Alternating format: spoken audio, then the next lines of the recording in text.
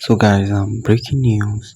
As we all know, there is a race happening in the Bahamas, and earlier on, Jamaica races in the 4x400 meters, and they came third position. And it is quite a very good time. But the second race that happened in the 4x100 meter was a big shock to everybody because this time around, the female 4x100 meter team Jamaica sent to the Bahamas really, I think is very weak, and they landed in fifth position,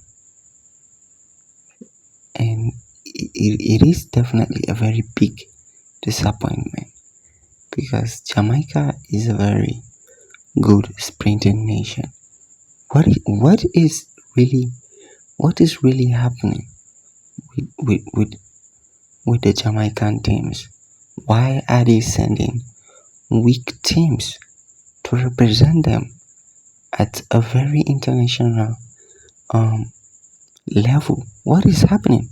What if Jamaica ended up losing the opportunity to participate in the 4x100 meter relay in Paris Olympic?